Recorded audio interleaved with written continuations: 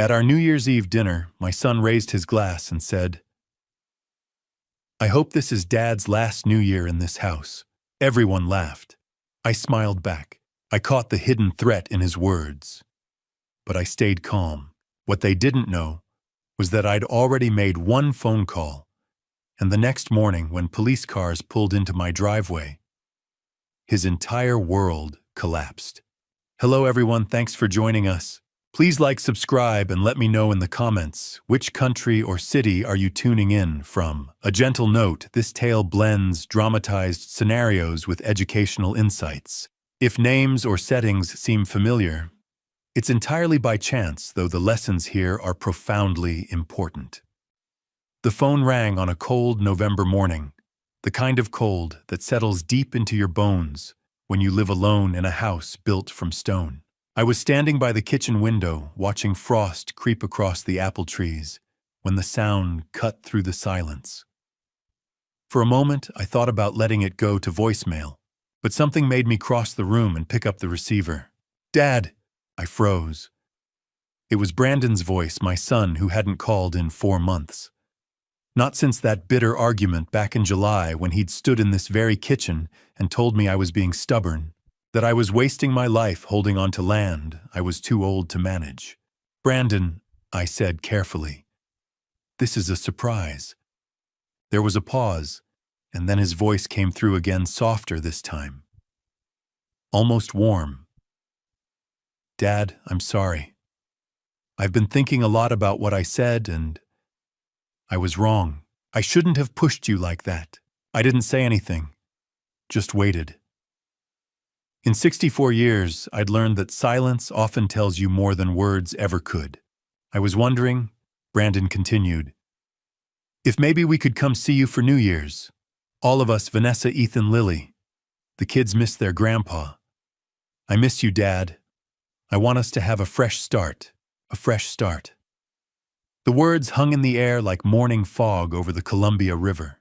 Part of me wanted to believe him, wanted to believe that my son had come to his senses, that family still meant something. But another part of me, the part that had spent 8 years learning to trust my own instincts, held back. "That would be nice," I heard myself say. "Really nice." "Yeah, that's great, Dad. We'll plan on it then. I'll call you next week with details." After we hung up, I stood there with the phone still in my hand, staring out at the orchard that stretched across 220 acres of Wenatchee Valley. Beyond the bare branches, I could just make out the Cascade Mountains rising against the pale November sky. To understand why that call shook me the way it did, you need to know who I am. Not just my name, Thomas Hargrove, though most folks call me Tom, but the life I've built here over the last 40 years. I bought this land in 1985, the same year Brandon was born. My wife Caroline was pregnant then, glowing with determination. We were young and broke, and probably a little crazy, sinking everything we had into 220 acres of rocky Washington soil and a stone farmhouse that dated back to the 1920s. The place needed everything: new roof, new plumbing, a barn that didn't lean like a drunk on Saturday night. But Caroline saw what it could be. She always did. We planted the first apple trees that spring, working side by side until our backs ached and our hands bled. Honeycrisp, Gala, Granny Smith. We built this orchard row by row, season by season, while Brandon grew from a baby into a boy who loved to run between the trees, his laughter echoing across the valley. Then came Grace 3 years later. Our daughter, who looked so much like her mother, it sometimes made my chest tight just to see her smile. She inherited Caroline's practical mind, her gift for numbers and planning. Grace managed the bookkeeping while I handled the physical work, the pruning, the spraying, the harvest. For 33 years, Caroline and I worked this land together. We built a reputation for quality fruit that spoke for itself. This wasn't just a farm. It was our life, our legacy, our proof that two people with nothing but determination and each other could build something that mattered. Then in 2016, Caroline got sick. She fought it for 2 years, fought like hell, actually, with that same fierce determination she'd brought to everything. but some battles you can't win. That November 8 years ago now, I lost her. She was only 53. I was 56. I thought about selling after that. Thought about it every morning when I woke up to an empty bed. But every time I walked the orchard rows, I could feel Caroline there in the trees we'd planted, in the soil we'd tended, in the stone walls of the house we'd rebuilt together. So I stayed. Grace understood. She visits twice a month, calls every Sunday without fail, helps out during harvest season. She's never once suggested I should sell, never made me feel like I was clinging to the past. She knows this place is more than just land and trees. It's memory made solid. It's love that outlasted loss. Brandon, though. Brandon's visits became different after his mother passed. Less frequent, and when he did come, there was always an edge to it. Questions about estate planning, about what the land was worth, about whether I'd considered options. He'd started a contracting business in Spokane, and from what little he shared, it wasn't going well. His wife Vanessa worked in commercial real estate, always impeccably dressed, always checking her phone. The grandkids, though, Ethan's 9 now and Lily's 6, they still had that wonder in their eyes when they visited. Still wanted to climb the apple trees and chase the barn cats and hear stories about their grandmother. That's what I held on to, which is why that phone call rattled me so much. 4 months of silence broken by an apology and an invitation. A fresh start, he'd said. Part of me wanted desperately to believe it. Part of me remembered every piece of advice Caroline had given me over the years, distilled down to one essential truth she'd said more than once. Trust your children, Tom. But trust yourself first. I set the phone back on the counter and returned to the window. The frost had spread further now, delicate patterns across the glass that would melt by noon. Beyond it, my orchard waited 220 acres of bare branches that would bloom again come spring the way they always had. In my hand, my phone buzzed with a text from Brandon, really looking forward to it. Dad, love you. I stared at those last 2 words for a long time. Then I thought about Caroline's warning and wondered if maybe, just maybe, I should have trusted myself a little more than I wanted to trust my son. I needed air. After hanging up with Brandon, I stood in that kitchen for what felt like an hour, but was probably only a few minutes. The walls felt too close, the silence too loud. So I pulled on my work jacket, the canvas one with Caroline's sewing job on the left elbow, patched so many times the patch had patches, and stepped outside. The cold hit me like a wall. November in Wenatchee Valley doesn't mess around. The frost had spread across everything overnight, turning the grass silver and making each breath come out in white clouds. My boots crunched on the frozen ground as I walked toward the orchard, and that sound brought me back to myself somehow. 220 acres stretched out before me in neat, precise rows. Even bare of leaves, the trees had a certain dignity to them. The honeycrisps closest to the house, their branches reaching up like arms in prayer. Beyond them, the galas, my reliable workhorses. And furthest out, where the land sloped gently toward the east, the Granny Smiths stood like sentries, their trunks thick and gnarled from decades of Washington weather. I walked the first row, slowly letting my hand trail along the rough bark. To the west, the Cascade Mountains rose up sharp and white against the pale morning sky. To the east, through the bare branches, you could catch glimpses of the Columbia River, winding its way through the valley like a silver ribbon. Eastern Washington isn't like the west side. Out here we get maybe 10 inches of precipitation annually. The air is dry, the summer's hot, and the winter's cold in a way that settles into your bones. But that dryness is what makes our apples perfect concentrated sweetness, crisp texture, the kind of fruit that makes people stop chewing and really taste what they're eating. I stopped in the middle of the Honeycrisp section and closed my eyes. If I concentrated, I could almost see it the way it was that first spring in 1985. We were 25 and 22, Caroline and me, and we had no business buying a farm. When we saw the listing 220 acres stone farmhouse needs work, she'd looked at me with those clear gray eyes and said, "This is it, Tom. This is where we start." Needs work turned out to be the understatement of the century. The house had good bones, built in 1924, but nearly everything else was shot. Roof leaked in 6 places. Plumbing was a disaster. The barn listed so far to the left, you could practically use it as a sundial. But Caroline saw potential where I saw problems. She was 7 months pregnant, and there she was, paintbrush in hand, refusing to let me do all the work alone. We scraped and painted every room, ripped out old pipes and installed new ones, patched the roof with tar and prayers, rebuilt the barn from the ground up, and when spring finally came, we planted our first trees. I remember that day so clearly. My hands were torn up from digging in rocky soil blisters on top of blisters. Caroline's back ached, she was due any day, but she was right there beside me, lowering each sapling into its hole with the kind of care most people reserve for newborns. "Mute, these trees are Brandon's future," she'd said, patting soil around a gala sapling. "When he's our age, he'll walk these rows and remember we planted them together." Over the years, we became partners in the truest sense. I handled the physical work, the pruning, the pest control, the irrigation, the harvest. Caroline managed everything else. She kept the books with precision, tracked every expense and sale. She negotiated with buyers, organized farmers markets, baked apple pies and apple butter to sell alongside the fresh fruit. She was my strength when I wanted to quit.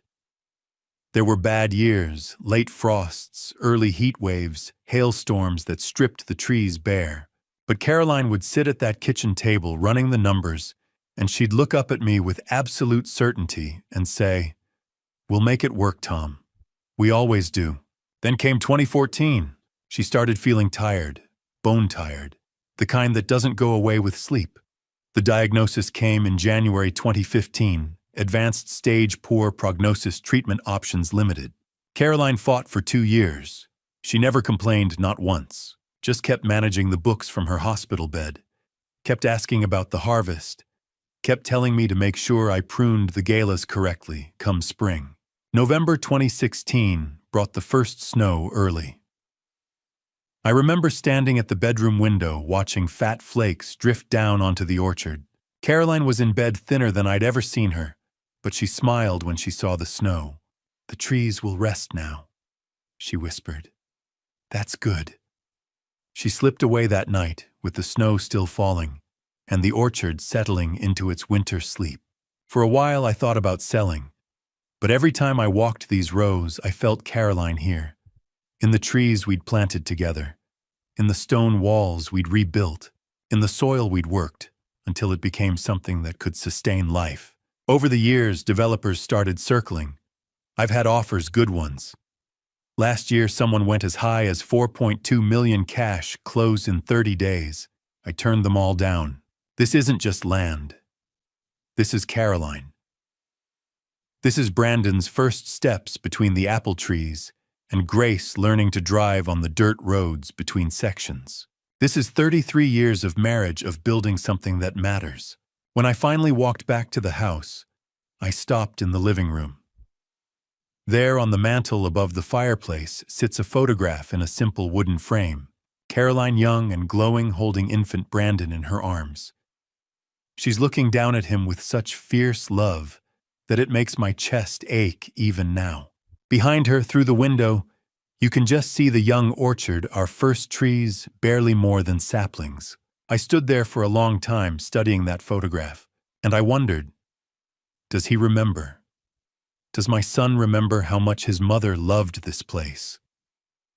Does he understand that when she looked at these trees, she was seeing his future? Or has he forgotten the way we all forget the things that matter most until it's too late?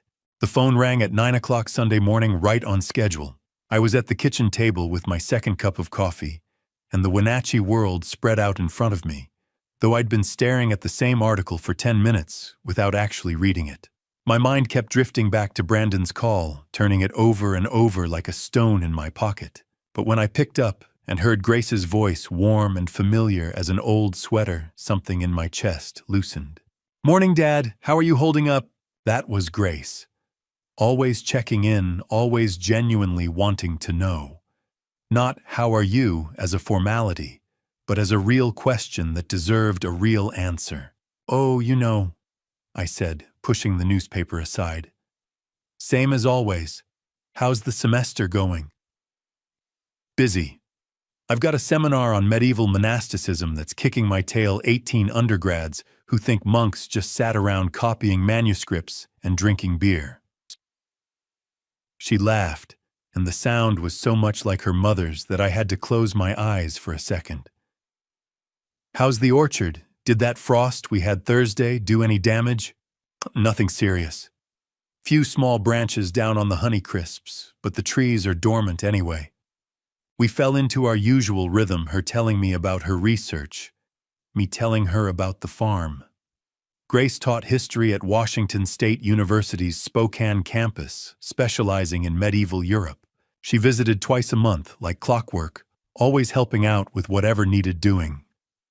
During harvest season, she'd take a week off and work alongside me and the hired crew.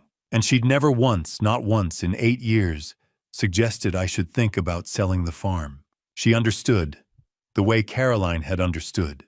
So, Grace said, and I heard the shift in her tone, casual conversation, moving toward something more serious. Anything new happened this week? I hesitated. Took a sip of coffee that had gone lukewarm. Brandon called. Silence on the other end. Not the comfortable silence of someone thinking, but the loaded silence of someone trying to decide what to say. Did he? Grace finally said. Not a question. A statement flat and careful. A Thursday morning, out of the blue. I tried to keep my voice neutral. Said he wanted to apologize for how things went in July. Asked if they could come visit for New Year's, him and Vanessa and the kids. More silence. Then, Dad. Be careful. Careful, Grace, he's your brother. I know who he is. Her voice was still gentle, but there was steel underneath. I also know he only calls when he wants something. I felt my jaw tighten. That's not fair. People can change. Maybe he's been thinking about family. Did he sound sincere? Oh, yes. I said maybe too quickly. He sounded tired. Like maybe he's been struggling with the distance between us. Like he genuinely wants to make things right. I hope you're right, Dad. I really do. Grace sighed. But you need to understand something. After Mom passed away, I was here. I saw what happened. Brandon changed. Not slowly, it was almost immediate. At the funeral, he was asking you about the estate, about whether you'd had the land appraised recently. He was concerned. He was calculating. Grace's voice was sad more than angry. Dad, I love my brother. I want to believe the best about him. But his visits became different. Every time he came by, there were questions. Had developers contacted you? Had you thought about what happens to the farm when you're gone? I opened my mouth to argue, but she kept going. And then there's the money situation. Last Christmas, when I stopped by their place in Spokane with gifts for the kids, there was a notice taped to their front door. Bank letterhead. Vanessa answered the door looking stressed, and the house was tense. Ethan and Lily were quieter than usual. Something's wrong, Dad. Financially wrong. I stared down at my coffee, watching the dark surface go still. Why didn't you tell me this before? What would you have done, offered to help? You know Brandon's too proud for that. But Dad, when someone is desperate for money and their father owns land worth millions, you have to at least consider the possibility that the reconciliation might not be entirely about family healing. He's my son, I said quietly. I have to believe he's capable of change. I know, and I'm not saying don't let them come. I'm just saying, document everything. Keep a record of your conversations. If he starts asking about money or the farm or your estate plans, don't commit to anything without thinking it through. Maybe even talk to a lawyer. A lawyer, Grace. Just promise me you'll be careful. Please. The worry in her voice got to me more than the warnings had. Grace wasn't prone to drama or suspicion. If she was this concerned, maybe I needed to listen. I'll be careful, I said. I promise. Thank you. I don't want to poison this for you. If Brandon really has changed, if he genuinely wants to reconnect, that would be wonderful. But if he hasn't, just protect yourself. That's all I'm asking. After we hung up, I sat at that kitchen table for a long time, coffee growing cold, newspaper forgotten. Two of my children. One warm phone call full of apologies and promises. One Sunday morning, warning full of concern and caution, Brandon's voice. I was wrong, Dad. Can we start over? Grace's voice, be careful. He only calls when he wants something. I wanted to believe Brandon. Wanted to believe that my son remembered what this place meant to his mother. But Grace's words kept echoing. Document everything. Something's wrong. Financially wrong. In the end, I decided I'd have to trust them both in different ways. But just in case Grace was right, I pulled out a notebook from the junk drawer and wrote down the date, the time, and everything Brandon had said on that Thursday morning call. Document everything Grace had said. So that's what I'd do. After I hung up with Grace, I couldn't settle. Her warnings echoed in my head, but so did Brandon's voice, that warmth, that apology. I needed to understand how we'd gotten here, how the distance between us had grown so wide. I found myself in the study, a small room off the living room that Caroline used to call my thinking space. Floor-to-ceiling shelves lined with farm manuals, tax records, and photo albums collected over 40 years. I pulled out the oldest album, forest green leather corners worn soft, and carried it to the desk by the window. Dust puffed up when I opened it. I couldn't remember the last time I'd looked through these. I flipped past the toddler photos to the ones I was really looking for Brandon, between the ages of 6 and 12, when he still loved this place the way I did. There. Brandon at 6, standing next to me in the orchard on a spring morning. He's wearing work gloves 3 sizes too big, and his smile is gap-toothed and enormous. I'd been teaching him how to prune the lower branches on the galahs, and he'd taken to it with such serious concentration. Like this dad he'd asked 100 times that morning. Just like that, buddy. I turned the page. Brandon at 8, halfway up a Honeycrisp tree, looking down at the camera with pure joy. Caroline had taken that photo, her voice calling up to him. Brandon Joseph Hargrove, you get down from there before you break your neck. Another page. Brandon at 10 during his first real harvest. His face smeared with apple juice, his arms full of Granny Smiths, looking so proud. He'd worked from sunrise to sunset that day, refusing to quit, even when I told him he could take a break. I want to help, he'd insisted. This is our farm, Dad. I'm supposed to help. And then one more Brandon at 12, standing in front of the barn, hands on his hips, in an unconscious imitation of my own stance. Caroline had written a caption below it in her neat handwriting.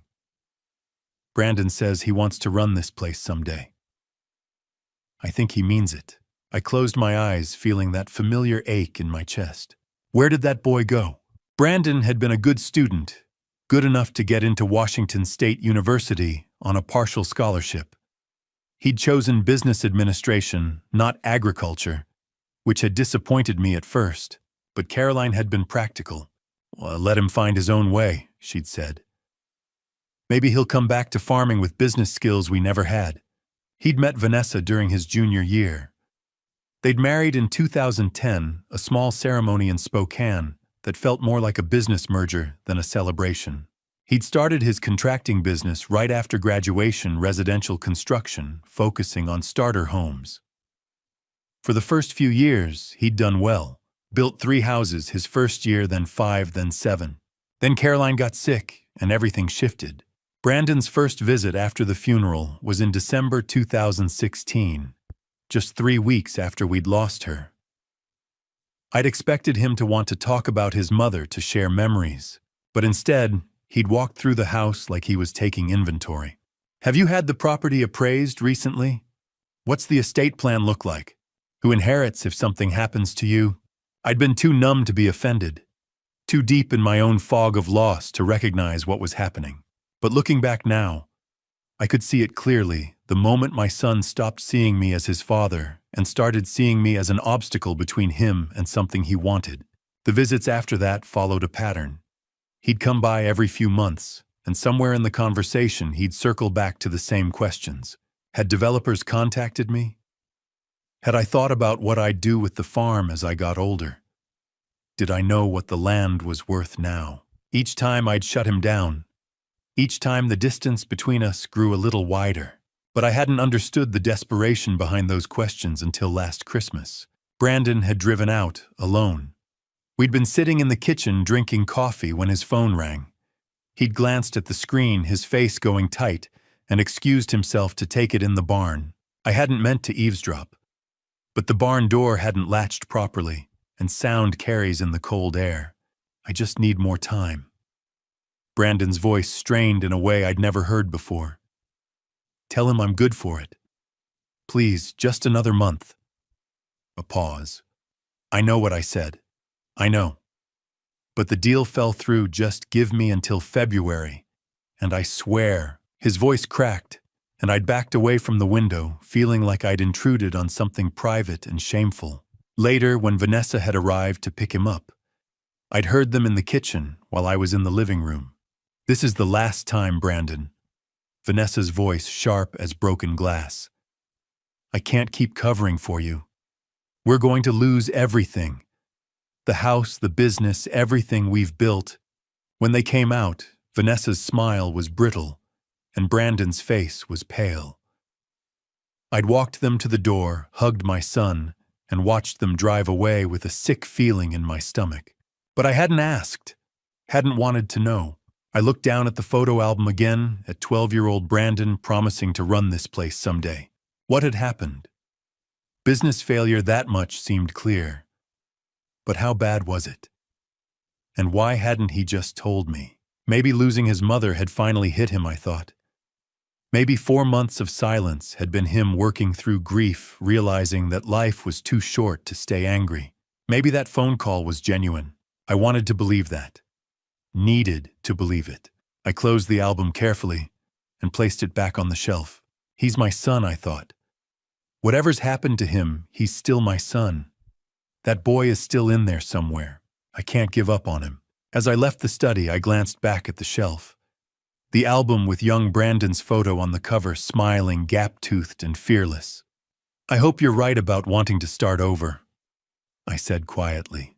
But Grace's warning whispered in the back of my mind. Be careful.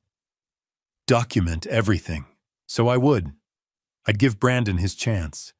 I'd let him come for New Year's, let him try to rebuild what we'd broken.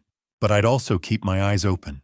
To understand which Brandon was real, the apologetic voice on the phone, or the desperate man Grace had warned me about, I had to go back to July. 4 months before that November call. 4 months before, he'd said, I'm sorry. And can we start over? 4 months to the day we stopped being father and son and became something else entirely. It was a Thursday afternoon, middle of July, the kind of heat that makes eastern Washington feel like the surface of the sun. I was in the barn checking irrigation equipment when I heard a truck coming up the drive. When I stepped outside and saw Brandon's silver Ford, my first thought was, maybe he's come to make things right. He climbed out of the truck alone. No Vanessa, no kids. Just Brandon in khakis and a polo shirt, looking every inch the successful contractor, though something in his face seemed strained. Hey, Dad. He managed a smile that didn't quite reach his eyes. Hope it's okay I didn't call first. Was passing through on business, thought I'd stop by. I made dinner steaks from the butcher and Wenatchee corn on the cob tomatoes from the garden. We ate on the back porch, watching the sun sink toward the Cascades. For a while, things felt almost normal. Brandon asked about the harvest projections. I told him the Honeycrisps were looking good, but the galas had taken a hit from a late frost. How are the kids? I asked. Ethan's 9 now? Just turned 9. Playing baseball this summer. Pretty good at it, too. And Lily. Starting kindergarten in the fall. Can't believe how fast they're growing. Something softened in his face when he talked about his kids, and for a moment I saw the Brandon I remembered. You should have brought them, I said. They love it here in summer.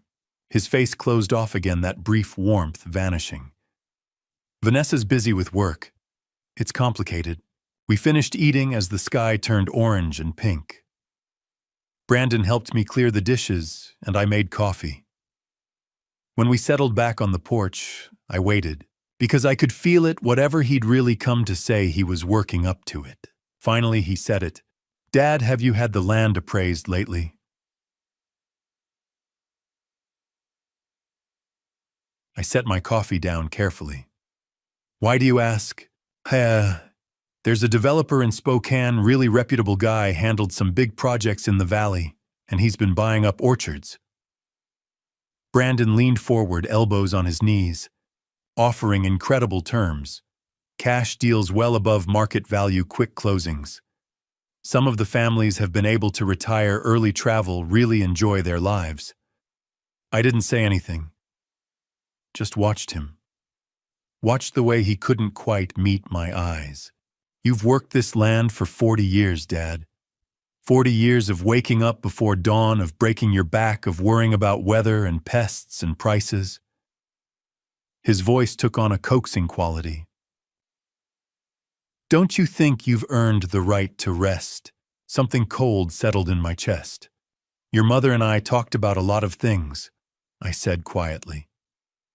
"But the places we wanted to see, they were right here.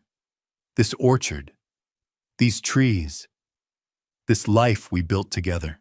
Brandon's jaw tightened. "I'm just saying you have options. You're 64. That's not old, but it's not young either. What if something happens? What if you fall off a ladder, or I'll decide when I'm ready to stop working my own land." I cut in, hearing steel creep into my voice. "Not before. Grace can't run this place." His tone sharpened.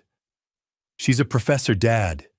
She doesn't know the first thing about farming, and I've got my own business, my own family to support in Spokane. So what's the plan? You work yourself into the ground until—" He caught himself, but we both heard what he'd been about to say. "Until you're gone. Until I decide," I said, each word deliberate. "My land. My choice." The silence that fell between us was nothing like the comfortable quiet we'd shared while eating dinner. This was heavy, charged with things neither of us was saying. Brandon's hands were clenched around his coffee mug, his knuckles white. Finally, he took a breath and changed the subject. "How's the irrigation system holding up?" But the warmth was gone. We were strangers making small talk, and we both knew it. At 9 o'clock, Brandon stood up. "I'm pretty beat, Dad. Long drive. Think I'll turn in early." He went to the guest room, closed the door, and I sat alone on that porch until full dark, wondering what the hell had just happened to my family. I woke the next morning to the sound of an engine starting. I threw back the covers, pulled on yesterday's jeans, and ran outside in my undershirt and bare feet. Brandon's truck was already loaded, engine running, him behind the wheel. "Brandon." He rolled down the window. "Morning, Dad. Sorry, I've got a work emergency. Need to get back to Spokane." "A work emergency? At 6 in the morning, on a Friday?" "Stay for breakfast, at least," I said. But even as I said it, I knew it was pointless. "Can't. Really sorry. Thanks for dinner." He put the truck in gear. "Brandon, I'll call you soon." But we both knew he wouldn't. I stood there in the driveway and watched him drive away. Watched his truck disappear down the dirt road that cuts through the orchard. Watched the dust cloud rise and spread and eventually settle. I waited to see if he'd look back. If he'd lift a hand in a final wave, if he'd tap his brake lights, anything to acknowledge that this mattered, that I mattered. He didn't look back. I stood there long after the dust had settled and the sound of his engine had faded. Stood there in my bare feet on the gravel, feeling the morning chill, despite the fact that it would be 90 degrees by noon. Something had broken between us during that conversation on the porch. Something I didn't know how to fix. All I knew was that my son had driven away without looking back, and I had no idea when or if I'd see him again. I didn't know, standing there in that July dawn, that it would be 4 months before I heard his voice again. 4 months of silence. 4 months before that phone call in November, when he'd say all the right words, "I'm sorry, I was wrong. Can we start over," in a voice so warm and sincere that I'd almost believed him. Almost. August came and went in silence. I called Brandon on the 15th, left a message saying I hoped we could talk, that I didn't want our argument to define us. No callback, no text, nothing. September arrived with cooler air and the first hints of autumn in the Cascades. I called again, asking if he and the family were okay. Again, straight to voicemail. Again, silence, Grace noticed. She drove out on a Saturday afternoon in late September, found me in the garden letting weeds take over the tomatoes, something Caroline would never have tolerated. "Dad," she said, hands in her jacket pockets. "When's the last time you heard from Brandon?" "July." She was quiet for a moment. "Then he's punishing you, you know, for saying no." But I couldn't shake the feeling that a better father would have found the right words, the right compromise. The first incident happened on a Thursday in early November. I was bringing in firewood from the shed, an armload of split oak. My boot came down on the third board from the door. The board gave way. I stumbled, dropped the wood, grabbed the porch railing to keep from going down. My heart hammered as I stood there, 1 foot half through the gap where the board had lifted. I examined the damage. The board looked fine. No rot, no visible cracks. But when I checked underneath, all 4 screws that should have been holding it were gone. Not loose. Not stripped. Gone. "That's odd," I said aloud. "Must have forgotten to tighten them last time I did repairs." I found screws in my toolbox and secured the board properly. I didn't think about it again. 4 days later, I took a morning shower. The water came out fine at first. Normal temperature, good pressure. I'd just gotten my hair wet when the temperature spiked. It went from comfortable to scalding in a heartbeat. I jerked back with a shout, slipped on the wet tile, caught myself on the shower curtain rod. My shoulder, where the water had hit, burned like I'd been branded. After drying off, I went down to the basement to check the water heater. The thermostat dial was turned all the way to the right. Maximum. 160 degrees Fahrenheit. I always kept it at 120. Always. I stared at that dial for a full minute. Could I have bumped it somehow? I turned it back to 120, applied burn cream to my shoulder, and tried to convince myself that I wasn't losing my mind. 3 days after that, I needed rope from the barn loft. I climbed the wooden ladder slowly and pulled myself up into the dim space. I spotted the rope in the far corner and walked across the loft boards to get it. My boot came down on the 3rd plank from the ladder. It shifted, like a trap door that wasn't supposed to open yet. I froze, every muscle locking. Very slowly, I shifted my weight backward onto the previous plank and knelt down to examine the board. The nails were lifted. All 4 framing nails pulled up about a 1/4 inch. When I looked at the wood around them, I could see fresh tool marks where something had been wedged underneath to lever them up. Then I looked down through the gap beside it. 12 feet. Straight drop to the concrete floor of the barn. I backed away on my hands and knees, not trusting any of the boards now, until I was safely on the ladder. My heart was trying to punch its way out of my chest. Someone had pried those nails up.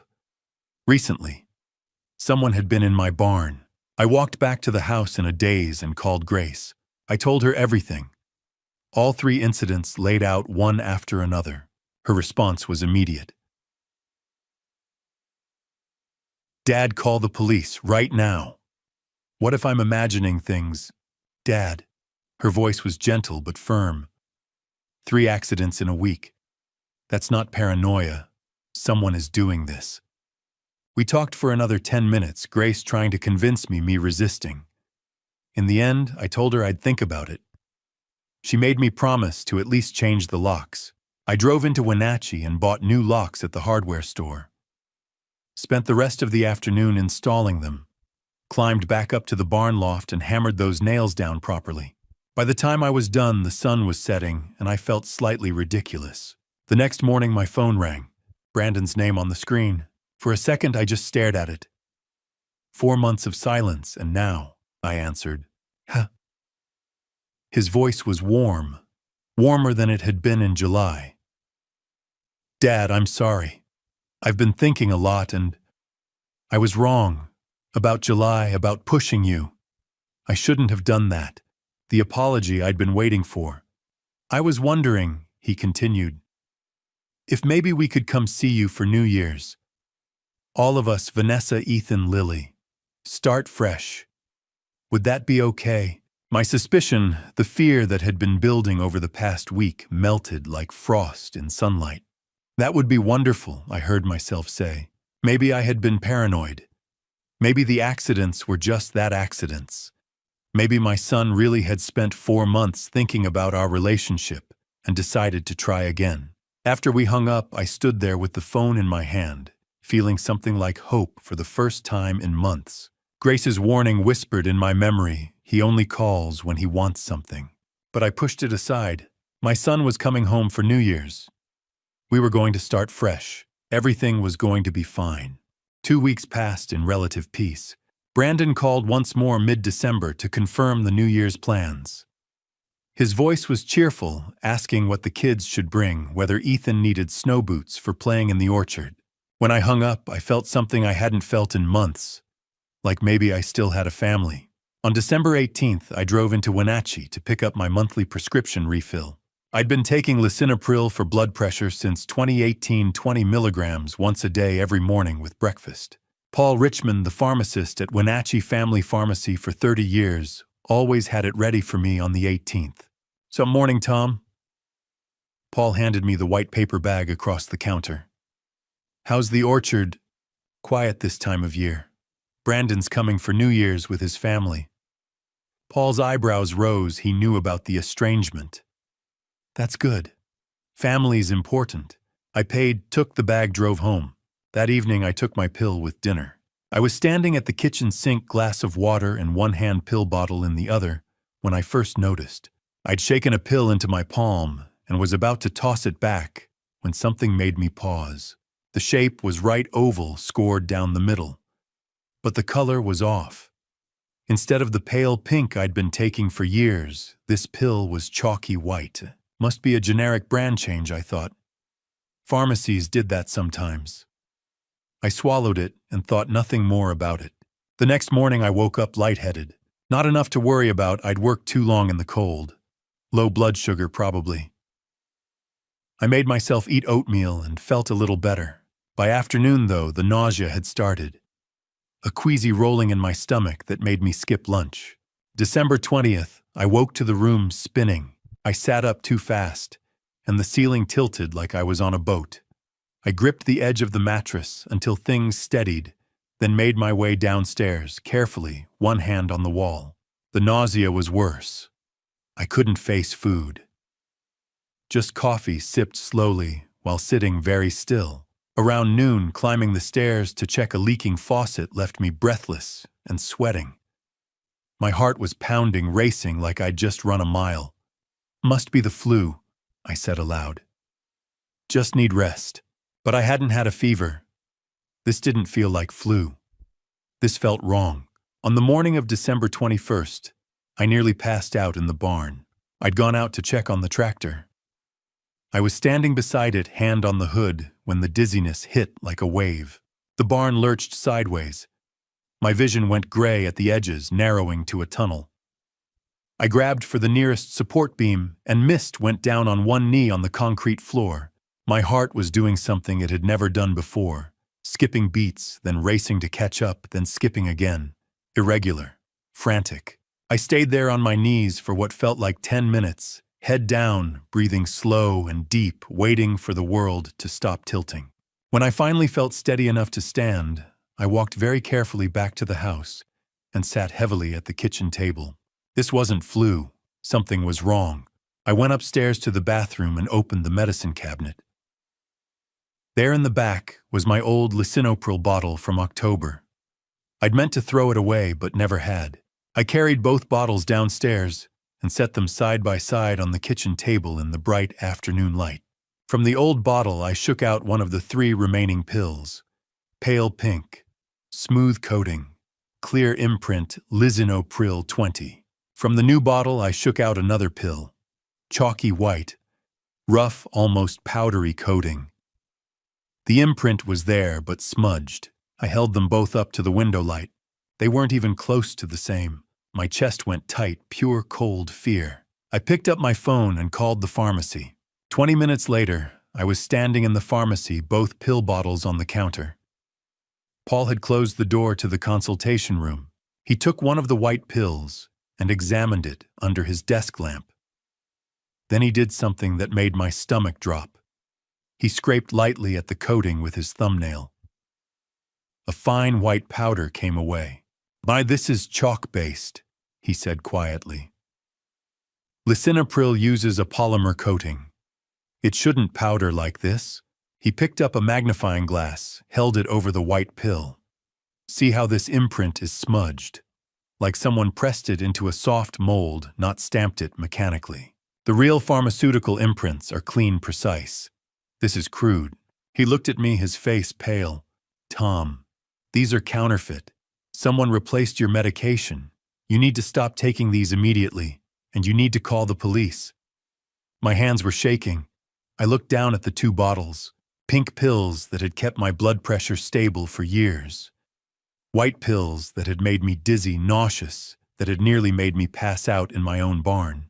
I thought about the porch board with missing screws, the scalding shower, the barn loft with lifted nails. 4 incidents now. 4 times someone had created a situation that could have hurt me. But this was different.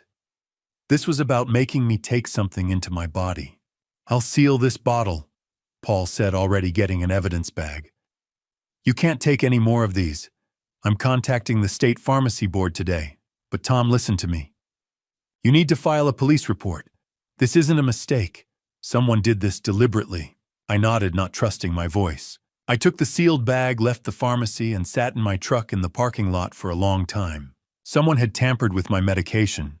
Someone had put pills in a bottle with my name on it. I pulled out my phone. I thought about Brandon's warm voice 2 weeks ago. "I'm sorry, Dad. Can we start over?" I thought about how my suspicions had melted when I'd heard that apology. I'd been wrong. Someone was trying to hurt me, and I couldn't keep pretending otherwise. I sat in my kitchen for 20 minutes after leaving the pharmacy, staring at the sealed evidence bag. The white pills inside looked harmless through the plastic. Innocent. Finally, I pulled out my phone and called Grace. She answered on the first ring. "Dad, what's wrong?" "Grace, I need you to come here. Now. Don't tell Brandon. Don't tell anyone. Just come." There was a pause. Then, I'm grabbing my keys. "What happened?" "Just come, please." She made the drive from Spokane in an hour and 20 minutes. I heard her car pull up just before noon and met her at the door. One look at my face and she pulled me into a hug. "Dad, you're scaring me. What's going on?" I'd laid everything out on the kitchen table like evidence at a crime scene. The sealed bag with the counterfeit pills. My old prescription bottle with the real Lisinopril for comparison. Printed photos I'd taken close-ups of the porch board with missing screws, the barn loft plank with lifted nails, the water heater thermostat cranked to maximum, and the notebook where I'd documented dates and incidents. Grace set her purse down slowly and approached the table. She picked up each piece, examined it, set it down carefully. Her face went from concerned to focused to something harder, colder. "When did Brandon visit last?" she asked. "Oh, July, right after our argument. He came alone. So he had access to the house, the barn, your medication cabinet, I suppose, but Grace..." "Dad." She looked at me then, and I saw Caroline in her eyes, that same fierce protectiveness. "This isn't random. Look at the pattern. 4 incidents all within 2 months. All things that could hurt you, but that might look like accidents." She picked up the sealed bag with the pills. "Except this. This is different. You can explain away a loose board, a bumped thermostat. But switching out medication, that's not an accident. That's planned. That's calculated." She turned to face me fully. Dad, Brandon is trying to hurt you. The words hung in the air between us. I'd been thinking it, but hearing Grace say it out loud made it real in a way it hadn't been before. My son, I said, and my voice broke on the word is trying to hurt me. I didn't realize I was crying until Grace's arms were around me again. How did we get here? The words came out muffled against her shoulder. How did that boy who used to climb apple trees turn into someone who would... I couldn't finish. I don't know, Dad. Grace's voice was tight. I don't know, but we're going to stop him. I pulled back, wiped my eyes. What if I'm wrong? What if it's not him? Who else had access to everything? Who else knows your routines, your medication schedule, the layout of your property? Who else benefits if something happens to you? I knew she was right. But we need help, Grace said, pulling out her phone. Professional help. We need the state police, their elder abuse unit. She was already scrolling through her contacts, then dialing. Washington State Police, how may I direct your call? Elder Abuse Unit, please. A series of clicks. Then Elder Abuse Division. This is Detective Bennett. Grace took a breath. Detective Bennett, my name is Grace Hargrove. My father is 64 years old, lives alone on a farm in Wenatchee Valley. We have evidence of multiple incidents of tampering with his property and medication. We believe a family member is involved. There was a pause. Is your father in immediate danger? We don't think so. Not right this moment. But the incidents have been escalating. Can you come to the station? We're in Wenatchee. Is there any way you could come here? I think seeing the property, the evidence in context would help. Another pause. I'm working Christmas Day anyway. I can be there the morning of the 25th. Will that work? Grace looked at me. I nodded. Yes. Thank you. Grace gave her my address, answered a few more questions, then ended the call. Okay. Detective Bennett will be here Christmas morning to start the investigation. She'll do it quietly, won't file an official report yet. We don't want to tip off Brandon that we know. Grace, what are we doing? Then we catch him. Her voice was firm. Dad, you still invited Brandon for New Year's, right? Yes, but we don't cancel. Act completely normal. He calls you're friendly. You give him no reason to think anything has changed. Detective Bennett will install surveillance cameras, probably monitoring equipment. We'll have professionals watching. And Dad, she reached across the table, took my hand. You won't be alone. I'm staying. You're supposed to visit the Richardsons for Christmas. I'll call them. They'll understand. You're more important than any plan. She started making calls. When she was done, she looked exhausted. I'll take the guest room, she said. I need to grab my bag from the car. Did you eat lunch? I shook my head. I'll make something. After she went outside, I sat alone at the table with all the evidence spread in front of me. I picked up my phone, opened my messages. Scrolled back to November to the last text Brandon had sent. Can't wait to see you, Dad. And then a small red heart. Brandon hadn't sent one in years. Not since Caroline passed away. But that November text had one. I'd thought it meant he was trying to rebuild what we'd lost. Now I understood. That warmth, the apology, the invitation, the heart, it was all part of it. A weapon disguised as affection. Grace came back in with her overnight bag. Gracie, I said quietly. How do you protect yourself from your own child? She set the bag down and came to sit beside me. By remembering that the person trying to hurt you isn't the child you raised. He's someone else now. Someone we need to stop. I nodded, not trusting my voice. Detective Bennett will be here Christmas morning. We'll make a plan. We'll gather evidence. And we'll make sure he can't hurt you again. I looked at my daughter and felt something like hope cut through the fear. Thank you, I said, for coming, for believing me, for everything. She hugged me again. Always, Dad, always. Christmas morning came cold and clear, the kind of winter day that makes eastern Washington look like a postcard blue sky, white peaks, frost glittering on everything. Grace and I were drinking coffee at the kitchen table when we heard the car pull up at 10 o'clock exactly. Not a patrol car, but an unmarked sedan, dark gray. The woman who got out was in her early 40s, with short, dark hair and sharp eyes that took in the property in a single sweep. She wore jeans boots and a dark jacket with a badge clipped to her belt. Grace opened the door before she could knock. "Detective Bennett?" "That's right." She held out a hand. "You must be Grace. And Mr. Hargrove, thank you for letting me come on Christmas." "I appreciate you coming at all," I said. "Can I get you some coffee?" "That would be great, thanks." She sat at the kitchen table, pulled out a leather notebook and a small recording device. "I'm Detective Laura Bennett, Washington State Police Elder Abuse and Vulnerable Persons Unit. I've been doing this for 15 years. I want you to know that you did the right thing by calling, and we're going to take this seriously." Something in my chest loosened at those words. "Call me Tom," I said, setting a mug of coffee in front of her. "Saluman then. I need you to walk me through everything. Is it okay if I record this?" I nodded. She clicked on the recorder. I told her everything. Started with Brandon as a boy. Moved to Caroline's passing and how Brandon's visits had changed. The July argument. The 4 months of silence. The November phone call. And finally the incidents, the porch board, the scalding shower, the barn loft, the pills. Bennett took notes steadily, occasionally stopping me to ask clarifying questions. When I finished, she clicked off the recorder. "Thank you. I know that wasn't easy." She examined each piece of evidence with methodical attention. The pills were first. She held the sealed bag to the light-made notes. "I'm sending these to the state toxicology lab today. We should have results within 48 hours.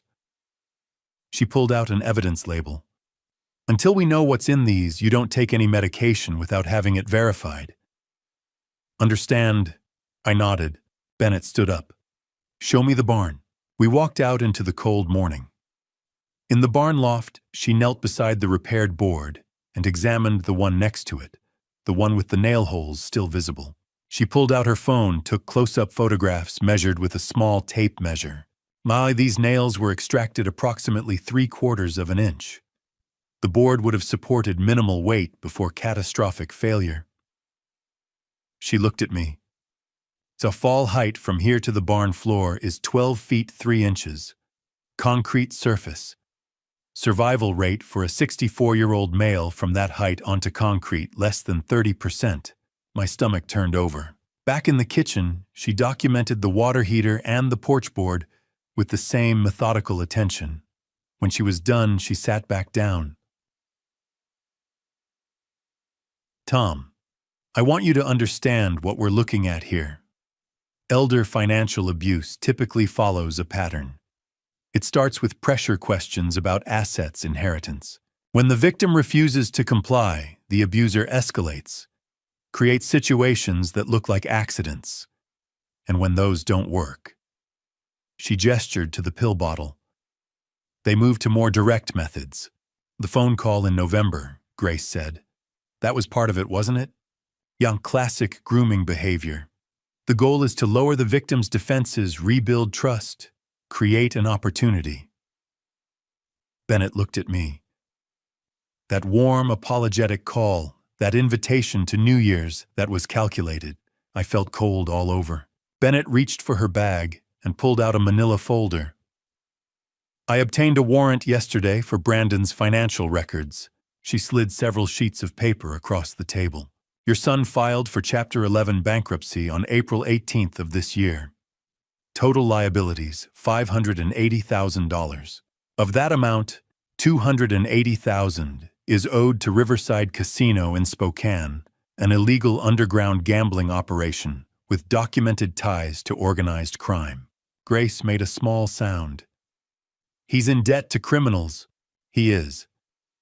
Additionally, there are 2 liens on his house. Foreclosure proceedings began in September. His contracting business has collapsed multiple lawsuits from clients for incomplete work breach of contract. The papers blurred. Brandon is facing financial ruin, Bennett continued, and potentially physical danger from the people he owes money to. Your property worth between $3.5 and $4.2 million represents his only way out. I thought about Brandon's voice on the phone. I was wrong, Dad. Can we start over? I thought about that little red heart at the end of his text message. He was going to let me disappear, I said. Make it look like an accident. Then he'd inherit, pay off his debts, and no one would ever know. Bennett didn't deny it. What do we do? I asked. How do we stop him? Bennett closed the folder. We let him come for New Year's. You act completely normal, friendly, welcoming.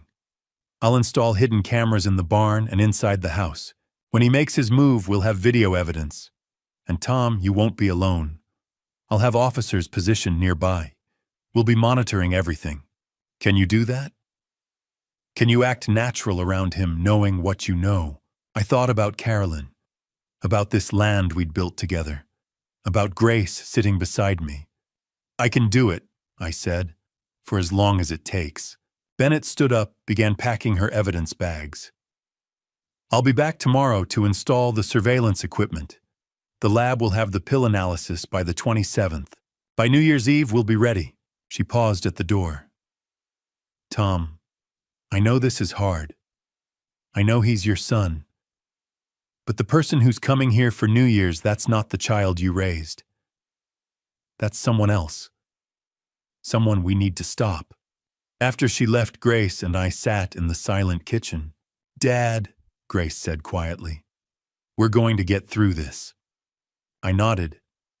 But all I could think about was that little red heart at the end of Brandon's message, and how something that used to mean love had become the symbol of a threat I never saw coming.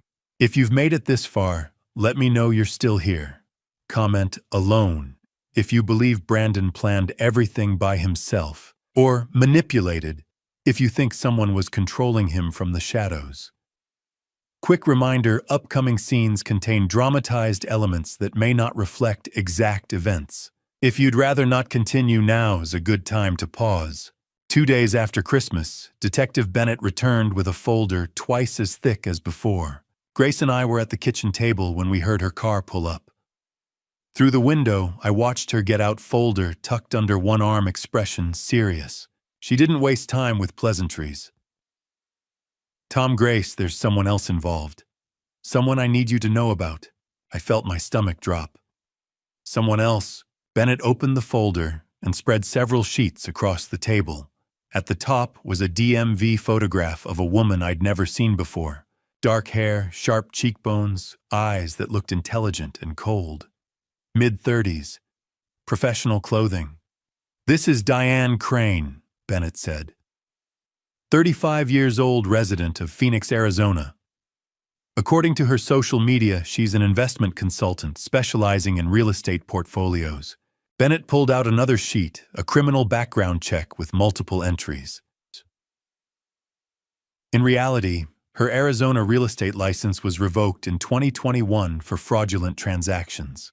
She has convictions for wire fraud in 2019, check kiting in 2020, and she's currently under investigation for identity theft in multiple states. I stared at the documents.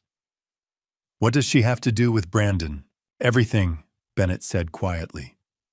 Your son has been involved with this woman since June, and I believe she's the one who orchestrated this entire plan. Bennett laid out phone records, pages of call logs, and text message metadata. Since June 14th, there have been 247 documented communications between Brandon's cell phone and Diane Crane's number. They started slow in June. By July, they were talking 30 times a month. By December, it was daily. She pulled out a calendar marked with highlighter. June 14th, your son attended a real estate networking event in Spokane. Diane Crane was a featured speaker on creative financing for distressed properties. Distressed properties, Grace said. You mean properties owned by people in financial trouble? Exactly. She targets vulnerable people, usually middle-aged men with business failures, gambling problems, debt.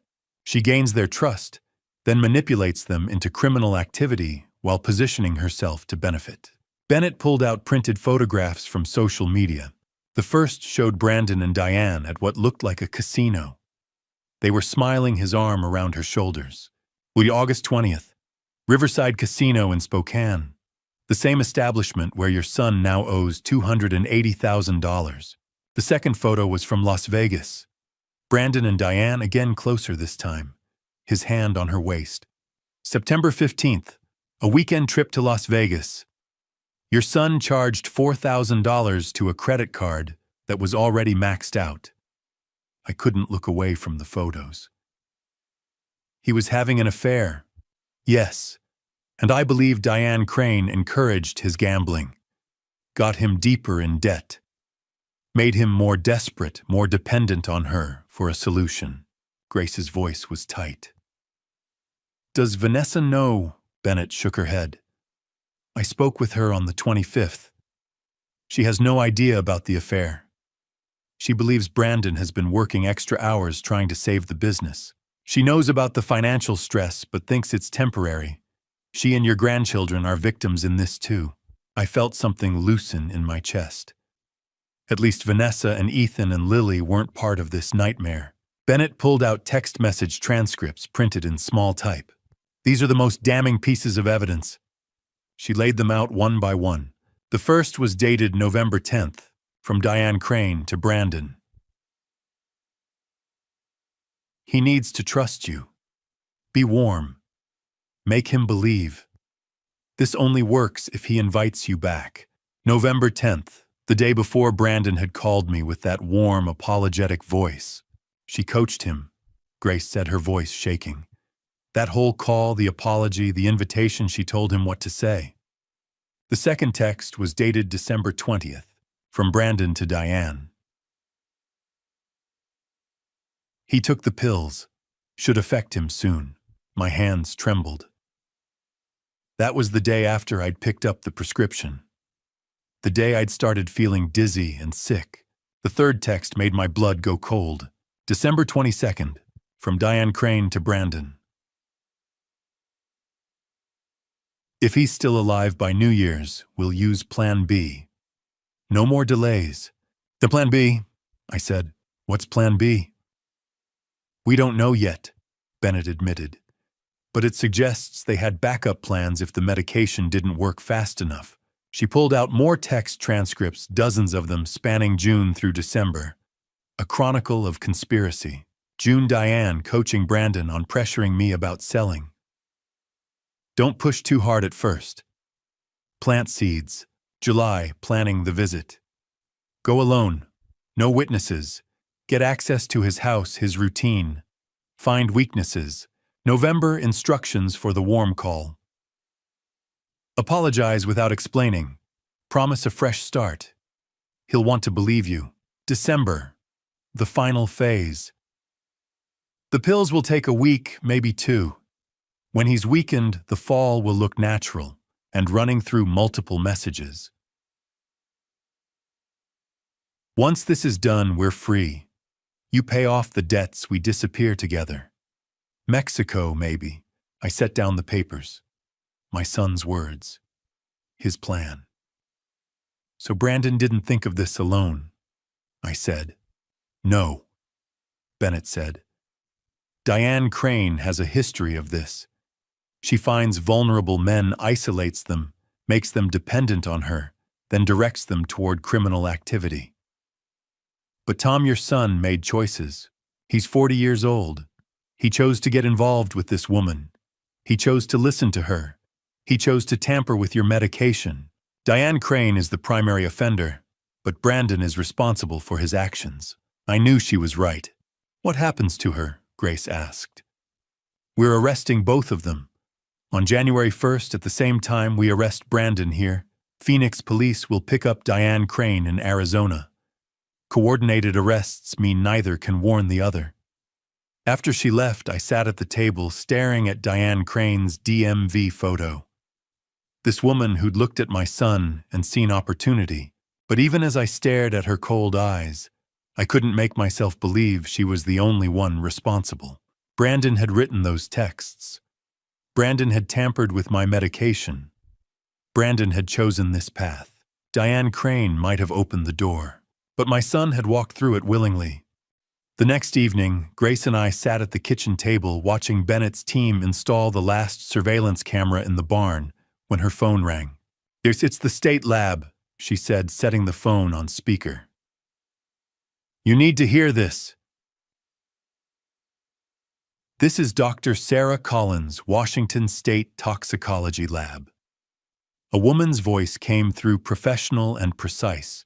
"I'm calling with results on the medication sample submitted December 25th. I stared at the phone. Those pills that had made me dizzy and sick. We analyzed the sample using mass spectrometry and gas chromatography. The findings are definitive." Dr. Collins paused. Sample contained potassium chloride at 40 milliequivalents per dose and hydrochlorothiazide at 25 milligrams. Expected composition for the labeled medication, lisinopril, was completely absent. "This is a total substitution, zero therapeutic medication present." And Bennett leaned forward. "Can you explain the significance?" Potassium chloride at this dosage would significantly elevate blood potassium levels. The hydrochlorothiazide would exacerbate potassium retention. Together they create hyperkalemia, dangerously elevated potassium in the bloodstream. In a 64-year-old male with hypertension symptoms, would include irregular heartbeat, muscle weakness, nausea, difficulty breathing, and progressive cardiac arrhythmia. If ingestion continued for 7 to 10 days, the likely outcome would be cardiac arrest, most probably during sleep. My hands were shaking. 7 to 10 days. I'd taken those pills for 3 days. "Would the cause be apparent in an autopsy?" Bennett asked.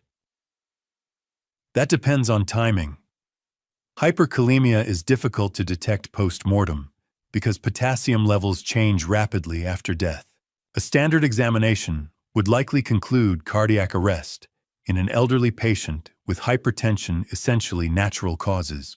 Unless someone specifically suspected poisoning and requested advanced toxicological screening, the substitution would go undetected." "Thank you, doctor. Can you have the written report to me by tomorrow morning?" "It'll be in your inbox by 8 a.m. Detective Bennett." Dr. Collins paused.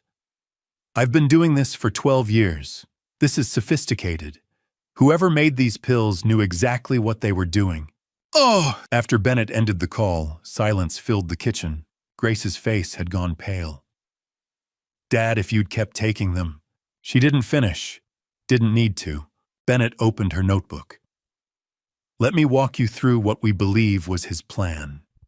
You take your blood pressure medication every morning at breakfast. 7 o'clock like clockwork. Brandon knew that. The substituted pills were designed to work slowly. Not immediately poisonous that would raise suspicion, but cumulative, progressive." She continued, her voice gentle but relentless. "After 1 week, you'd be increasingly weak, dizzy. Your heart would be skipping beats. You'd probably attribute it to age or stress. After 2 weeks, your potassium levels would be critically high. Your heart would fail, most likely at night in your sleep. You'd simply not wake up one morning." Grace made a small sound. "Tom would be found in his bed. 64-year-old farmer, apparent heart attack. The coroner would perform a standard examination. No signs of trauma. Conclusion, natural causes. No autopsy unless someone specifically requested one. And if Brandon did..." Bennett met my eyes. "He'd do it publicly, playing the grieving son. But he'd know it wouldn't find anything suspicious. He planned every detail," Grace said. "He and Diane Crane did, yes. The texts show they discussed the timeline. They expected results within 2 weeks, right around New Year's. The visit was cover, the loving son spending holidays with his elderly father. And if something tragic happened during that visit, he'd be right there. The first to find you. The first to call 911. I thought about Brandon's warm voice on the phone. I'm sorry, Dad. Can we start over? All of it calculated to get me to trust him long enough to finish what he'd started. Bennett pulled out a different folder. Here's what happens next. December 30th evening. Brandon arrives with his family. You act completely normal, friendly, welcoming. No indication anything has changed. She spread out photos of surveillance equipment. 2 cameras in the barn, 1 in the kitchen, hidden in the smoke detector, 1 in your bedroom. Audio recording throughout. We'll be monitoring from a van a quarter-mile down the road, close enough to reach you in under 30 seconds if needed. What if he tries something the first night? I asked. Then we arrest him that night.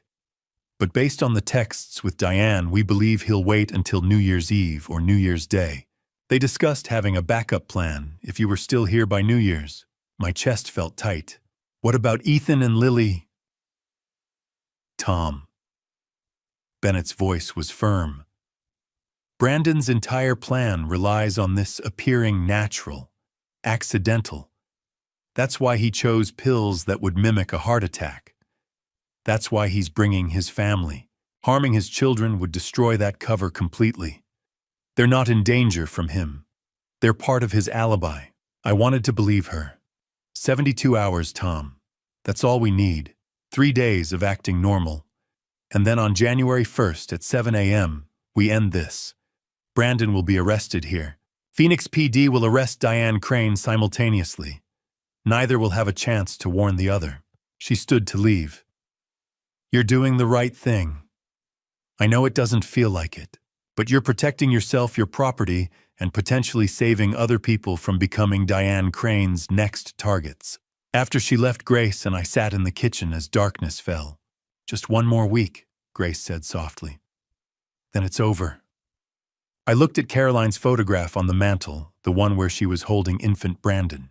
I'm doing this for you, I said to her image. For the land you loved. For everything we made together. Grace squeezed my hand. She'd be proud of you, Dad. But as I sat there with surveillance cameras hidden in my walls, one question haunted me. When Brandon arrived in 2 days with his children, and his warm smile, and his promises of a fresh start, could I really sit across from him at my dinner table and act like nothing was wrong? I didn't know, but in 72 hours, I'd have to try. December 30th came too fast. I stood at the kitchen window at 4 o'clock, watching the road through the orchard. Grace stood beside me, her hand on my shoulder. You can do this, she said quietly. Then I saw the truck, silver familiar, kicking up dust as it came down the drive. They're here, Grace said. I took a breath and opened the door before Brandon could knock, forcing my face into something that might pass for a welcoming smile. Dad. He stepped forward and pulled me into a hug. It's so good to see you. I've missed this place. I made myself hug him back, made myself not stiffen, even though every instinct screamed to put distance between us. His arms felt wrong, like hugging a dangerous stranger. Good to see you too, I managed. Vanessa came up next, moving slowly, looking thinner and tired. Behind her, Ethan hung back near the truck hands in his pockets. 9 years old now, all long limbs and nervous energy. Then Lily came running, 6 years old and fearless, and threw herself at me with wholehearted trust. Grandpa, we're here. Can we see the apples? Can we see the barn? I picked her up, and she wrapped her arms around my neck, and I had to close my eyes because the weight of what I was doing threatened to break me. These children had no idea that in less than 48 hours, their world would shatter. Sure, sweetheart, I said. After dinner, we'll walk around. Grace's car pulled up 10 minutes later. We'd choreographed this, and she came in playing surprised. Oh, Brandon, I didn't know you'd be here. Brandon's expression flickered something cold and calculating, but then he smiled. Grace, Yeah, Dad invited us for New Year's. The tension between them was subtle but unmistakable. Brandon didn't like that Grace was here. I could see it in the way his jaw tightened. While they got settled upstairs, I heard Lily's voice drifting down. Daddy, can we build a snowman tomorrow if it snows? Brandon's response warm and gentle. Sure, princess, whatever you want. I stood in the kitchen listening and felt something crack inside me.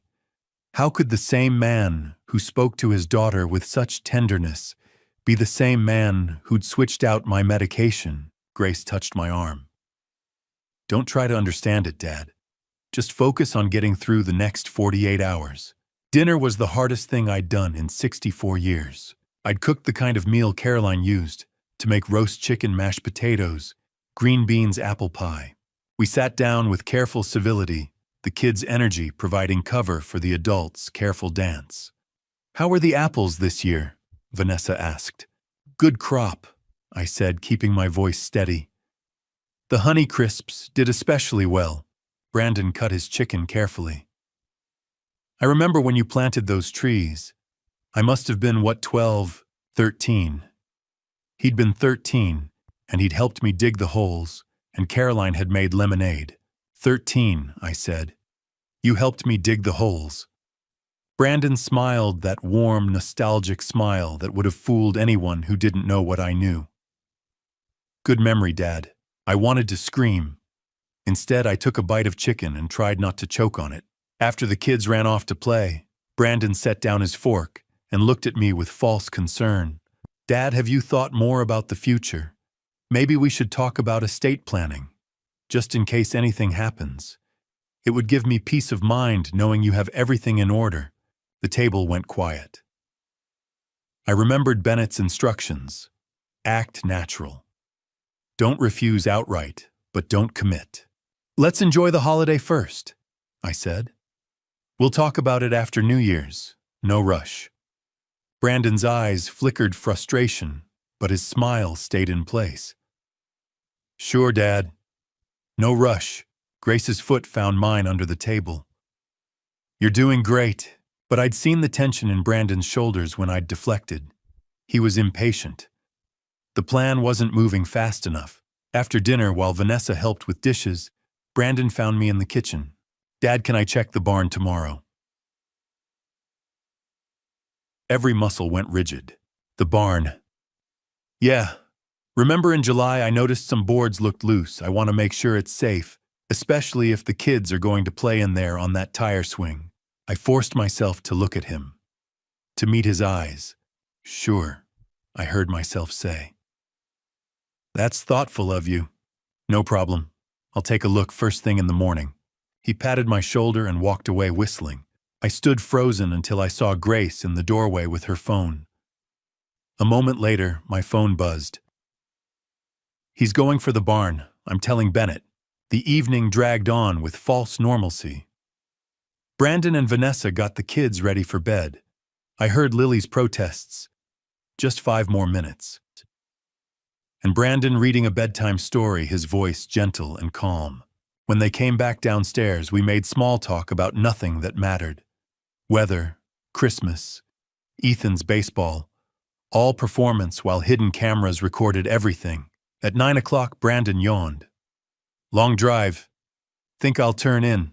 He hugged me goodnight, actually hugged me, and I made myself return it without flinching. Sleep well, Dad. You too. After he went upstairs, I sank onto the couch, like my strings had been cut. Grace sat beside me. You did great, Dad. You really did. I don't know if I can do this for 2 more days. I said, my voice rough, pretending I don't know what he's planning. You can, because you have to. Because in 48 hours, this will be over. Brandon will be arrested. Diane Crane will be arrested. And you'll be safe. I looked at Caroline's photograph. I'm doing this for you, I whispered. For the land you loved. I hope you understand why. Grace squeezed my hand. She does, Dad. But as I climbed the stairs that night, passing the closed door where my son slept peacefully, I couldn't shake one terrible thought. What if something went wrong? What if Bennett's plan failed? What if Brandon succeeded before we could stop him? I locked my bedroom door, something I'd never done before, and lay awake in the dark, listening to the house settle and the winter wind, wondering if I'd see another sunrise, wondering if my son would let me. If you're still watching, here's a question type 1. If you think Tom should confront Brandon directly tonight, or 2, if he should wait for the hidden cameras to catch him in the act. A gentle note: what comes next includes some creative storytelling choices. If that doesn't sit well with you, this is your moment to step away. Morning came slowly, like even the sun didn't want to face what the day would bring. I'd barely slept. Every sound in the old house seemed amplified. Around 5 a.m., I gave up and went downstairs to make coffee, sitting at the kitchen table in the dark. By 9, Vanessa was making pancakes, humming cheerfully, completely unaware. Ethan and Lily sat coloring, excited about midnight fireworks. Brandon came down last, showered and smiling. "Morning, Dad. Sleep okay?" I forced myself to meet his eyes. Well enough. He poured coffee, leaned against the counter. "I'm going to check that barn board this morning. Get it taken care of before the kids start playing out there." My heart stopped. This was it. My back's been acting up. I said exactly like Bennett had coached me. "You go ahead. Just be careful." "No problem, Dad. Won't take long." He headed out toward the barn. The clock read 10:15. I sat with Grace, a plate of pancakes in front of me that I couldn't eat. Grace's hand found mine under the table, squeezed once. Hard. 25 minutes passed. At 10:35, Brandon came in, brushing sawdust off his jeans, looking pleased. "All fixed, Dad. Board's solid now. Should be safe for the kids." Thank you," I managed. Grace's phone buzzed. She looked down, relief crossed her face. Later, she whispered, "Bennett got it. All of it. She'll come tonight to show us the footage." The afternoon dragged. Brandon took the kids to the ridge, playing the loving father. Vanessa helped me prepare dinner, making strained small talk. At 7 o'clock, Bennett slipped inside, carrying a tablet. "We need to talk. Somewhere private." In my study, she set the tablet on the desk. "You need to see this. So there's no doubt, no room for second-guessing yourself." She pressed play. The barn loft. Timestamp 10:17 a.m. Brandon appeared at the top of the ladder, glanced back toward the door, then moved to the third plank, the one I'd repaired last week. He pulled out a small crowbar. My breath caught. He knelt beside the board I'd fixed, wedged the crowbar underneath and applied pressure. The new nails groaned, lifted. He worked carefully until the nails were 3/4 out. Then he tested the board with his hand. Pressed down. It flexed but didn't break. He nodded, satisfied, and pulled out his phone. The camera caught the screen as he typed, "Trap reset. Tomorrow morning suggest we check barn together. Accident." And then he smiled. My son smiled while planning my end. A cold, satisfied smile I'd never seen before. He stood up, dusted off his hands, and climbed down like he'd just finished a routine repair job. The video ended. I couldn't breathe, couldn't speak. Grace took the tablet, finished watching. When it ended, she looked at me with tears streaming down her face. "Dad, we have him. We have everything we need." Bennett's voice was gentle but firm. This footage, combined with the counterfeit medication, the text messages, it's airtight. Tomorrow morning at 7 a.m., we arrest him. I nodded numbly, but all I could see was that smile. Dinner was a special kind of torment. I'd prepared a traditional New Year's Eve meal: roast beef, Yorkshire pudding, apple crisp. Brandon insisted on opening champagne, pouring glasses for everyone. He raised his in a toast. To new beginnings, to family, to fresh starts, and better years ahead. Everyone drank. I could barely swallow. All I could think was, he's toasting my passing. Then Ethan asked the question that nearly broke me. "Grandpa, what's your New Year's resolution?" I looked at my grandson and told him the truth. "To protect what matters most. Brandon raised his glass again. That's good, Dad. Family is everything, right? I looked at this man with my son's face who had become something I didn't recognize. Right. Everything. As midnight approached, we gathered around the television showing Times Square. Lily climbed onto my lap. Brandon stood by the window with his champagne glass. The crowd started counting down from 10. 10, 9, 8. Lily joined in, excited. I looked at Brandon. He turned and looked back at me, raising his glass. Dad, this year is going to be full of changes. Big changes. The double meaning hung in the air like poison.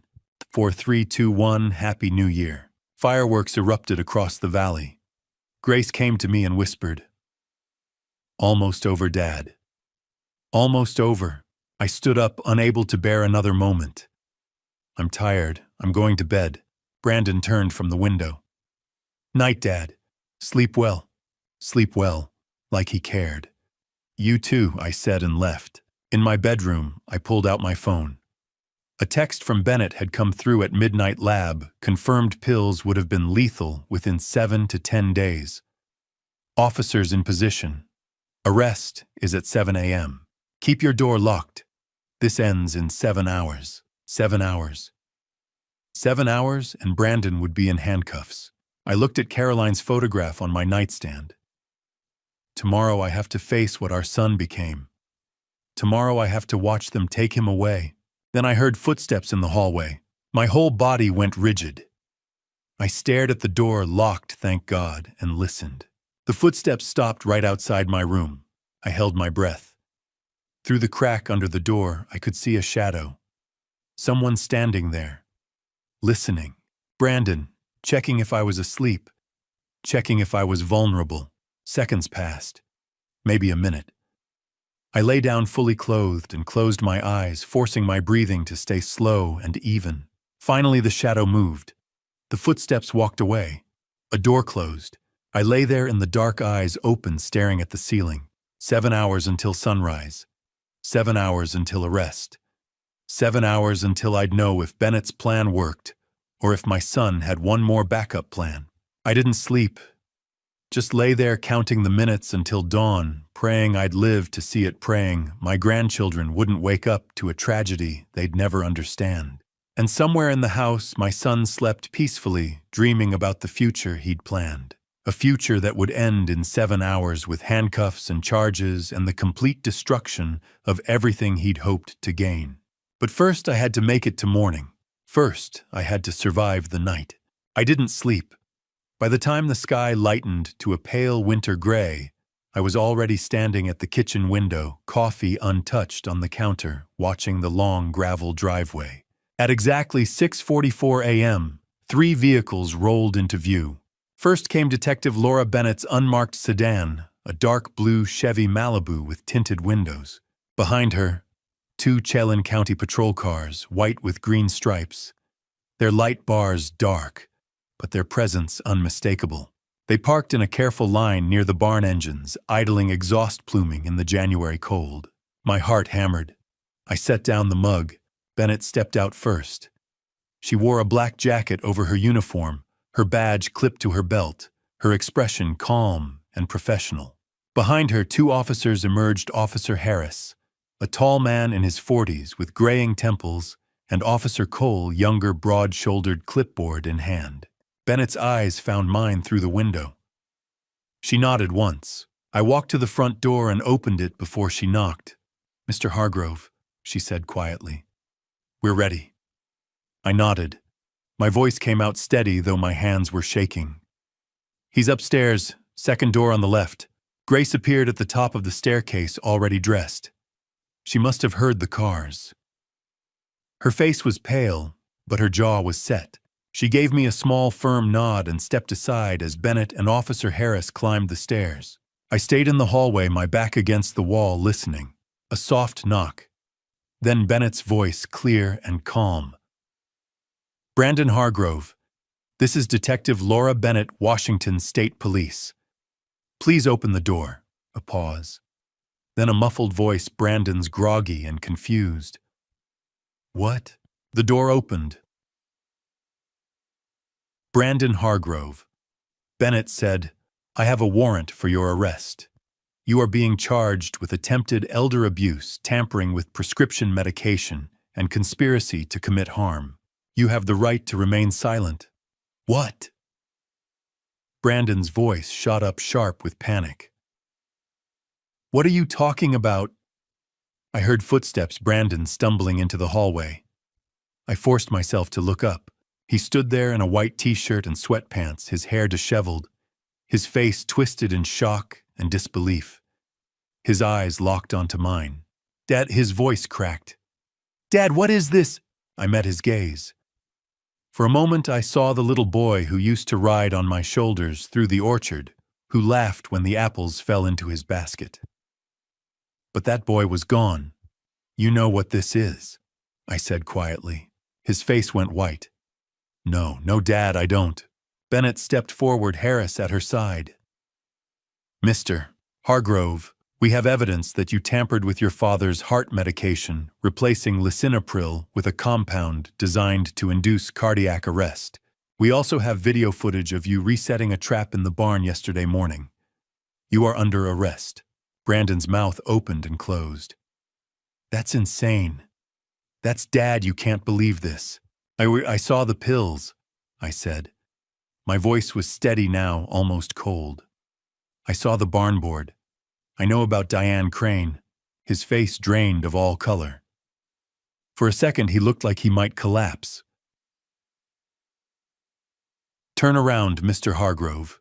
Harris said, his tone firm but not unkind. Brandon didn't move.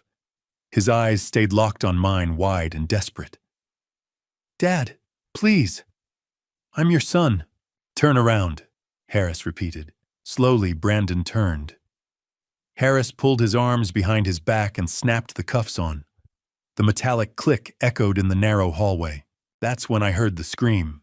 "Brandon!" Vanessa appeared at the end of the hall, wrapped in a robe, her face flushed with sleep and confusion. Her eyes darted from Brandon to the officers, to me. "What's happening, Tom? What's going on?" Bennett stepped forward, her voice gentle but firm. "Mrs. Hargrove, your husband is under arrest. I'm Detective Laura Bennett with the Washington State Police. I need you to stay calm." "Arrest!" Vanessa's voice climbed into a wail. "For what, Tom? Tell me what's happening." Before I could answer, two small figures appeared behind her, Ethan and Lily, both in pajamas, their faces crumpling with fear. "Mommy," Lily whispered, her voice tiny. "Why are they taking Daddy?" Grace moved fast. She stepped past Vanessa and knelt in front of the children, her voice soft and steady. "Hey guys, come with Aunt Grace, okay? Let's go downstairs and have some hot chocolate." Ethan's eyes were wide and wet. "Is Daddy in trouble?" Grace didn't answer. She just took their hands and led them down the stairs, away from the scene, away from the truth they were too young to understand. Vanessa stood frozen, her hand over her mouth, tears streaming down her face. "Tom," she whispered, "please, tell me this is a mistake." I wanted to. God, I wanted to tell her it was all a misunderstanding, that everything would be fine. But I couldn't. "It's not a mistake," I said quietly. She crumpled against the wall, sobbing. Bennett nodded to Harris and Cole. "Let's go." They walked Brandon down the stairs, his head bowed, his shoulders shaking. I followed at a distance, my legs heavy, my chest tight. At the front door, Brandon stopped. He turned to look at me one last time. "Auden," he said, his voice breaking. "Please, I'm your son. Don't let them do this." I looked at him, really looked at him. And for the first time in my life, I didn't recognize him. "You stopped being my son the day you put poison in my medicine," I said. His face crumpled. Harris guided him out the door. I watched through the window as they walked him to the patrol car. He stumbled once, and Cole steadied him. They put him in the back seat, his head hanging low, his hands cuffed behind him. The door slammed shut. Grace came to stand beside me. She didn't say anything. She just placed her hand on my shoulder and squeezed. Bennett approached her, expression calm. Mr. Hargrove, I want you to know that Phoenix police arrested Diane Crane 20 minutes ago. She's in custody. You're safe now. I nodded, though I didn't feel safe. I didn't feel anything except a vast, hollow ache. The patrol car pulled away, gravel crunching under its tires. I watched until it disappeared around the bend, until the red taillights faded into the gray January morning. Behind me, I could hear Vanessa crying in the living room. Ethan and Lily's small voices asking Grace questions she couldn't answer.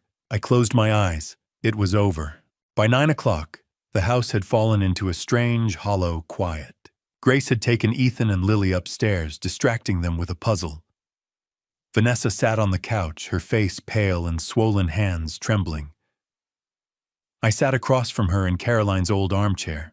Detective Laura Bennett sat between us, a thick manila folder on the coffee table. Mrs. Hargrove, Bennett began, her voice calm and steady. I need you to understand what your husband has been accused of and why we arrested him. Vanessa's eyes were red-rimmed, her voice barely a whisper. I don't understand any of this. Bennett opened the folder. Then let me show you. She laid out the first document, a court filing stamped with the Spokane County Clerk's seal. On April 18th last year, your husband filed for Chapter 11 bankruptcy. His construction company had liabilities totaling $580,000. Vanessa stared at the paper. I knew we had debts. Brandon told me it was temporary. Bennett slid another page across. $280,000 was owed to an illegal casino in Riverside. He'd been gambling there since June. Vanessa's breath hitched. Gambling. Yes. And there's more. Bennett pulled out a photograph, Brandon and a dark-haired woman sitting close together at a casino bar, his arm around her shoulders. Vanessa's hand flew to her mouth. Who is that? Her name is Diane Crane, 35 years old, from Phoenix. Criminal record, wire fraud, identity theft.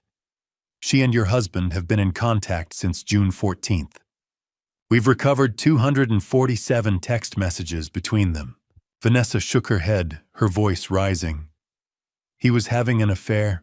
Yes, but it wasn't just an affair, Mrs. Hargrove. It was a conspiracy. Bennett laid out another sheet, a transcript of text messages. December 20th. Brandon wrote to Diane, he took the pills. They'll take effect soon. Vanessa's face went white. What pills? Bennett looked at me. I cleared my throat. My heart medication. Brandon tampered with it. He replaced my lisinopril with something else, something that could have ended my life. Vanessa's eyes widened. No, that can't be true. It is, I said quietly. The state toxicology lab confirmed it. The pills were laced with potassium chloride and a diuretic designed to cause a heart attack within a week. She stared at me, mouth opening and closing soundlessly. Bennett continued. We also have video footage of your husband resetting a trap in the barn on December 31st. He tampered with a board in the loft, rigging it so Mr. Hargrove would fall through if he stepped on it. The fall would have been fatal. Vanessa's hands covered her face. A broken sob escaped. No. Grace came down the stairs, moving quietly to sit beside Vanessa. She placed a hand on her shoulder. Vanessa, this isn't your fault. You didn't know. Vanessa shook her head, tears streaming. I knew we were in trouble. I knew he was stressed about money. But I never thought... Her voice cracked. I never thought he could do this. Bennett slid one more document across another text message dated December 22nd. Diane to Brandon. If he lives past New Year, we'll use Plan B. You can't hesitate. Vanessa read it, her breath coming in short, shallow gasps. She looked up at me, eyes filled with anguish. Tom, I'm so sorry. I brought him into your life. I married him. I didn't see... Stop. I said, my voice firm but gentle. You couldn't have known. He hid it from all of us. She crumpled forward, shoulders shaking. Grace wrapped an arm around her. Bennett closed the folder. Mrs. Hargrove, your husband is being held without bail. The district attorney is pursuing charges of attempted elder abuse conspiracy to commit harm and tampering with prescription medication. Diane Crane has also been arrested in Phoenix. Vanessa lifted her head, her voice hoarse. What do I do? Bennett's expression softened. You take care of yourself and your children. You're not responsible for his choices. If you want to file for divorce and seek full custody, the state will support you. Vanessa nodded slowly. I'll take the kids and leave today. They don't need to see any more of this. That's a good decision, Bennett said. An hour later, Vanessa was upstairs packing. Grace helped while I stood in the hallway listening to the quiet shuffle of movement. Ethan and Lily came down the stairs, faces confused and tear-streaked. Ethan looked up at me, his voice small. Grandpa, why is Daddy in trouble? I knelt down slowly and looked into his wide, worried eyes. Your dad made some very bad choices. He did things that hurt people, things that weren't right. The police are making sure he can't hurt anyone else. Ethan's lip quivered. Did he hurt you? I hesitated, then nodded. He tried to. But I'm okay now. Lily stepped forward and wrapped her small arms around my neck. I love you, Grandpa, she whispered. My throat tightened. I hugged her back. I love you too, sweetheart. That will never change. Vanessa appeared at the top of the stairs with 2 suitcases. Her eyes met mine, filled with shame, sorrow, and something like gratitude. Thank you. For not blaming me, I stood lifting Lily into my arms. You didn't do this, Vanessa. He did. She nodded, tears slipping down her cheeks. Grace carried the bags to the car, while Vanessa herded the children outside. At the door, Ethan turned back one more time. Will we see you again, Grandpa? Anytime you want, I said, my voice breaking just a little. This will always be your home. He nodded, then followed his mother into the cold January morning. I stood in the doorway, watching their car pull away down the same gravel driveway that had swallowed the police cruiser just hours before. Grace came to stand beside me. She didn't say anything. She just took my hand and squeezed. The house felt enormous and empty. But for the first time in months, it also felt safe. The winter sun had already dipped below the Cascade Peaks when Detective Bennett returned. Grace and I sat in the living room, a pot of coffee growing cold on the table between us. The house felt quieter than it had in weeks, emptier too, now that Vanessa and the children were gone. But the silence wasn't heavy anymore. It was just there.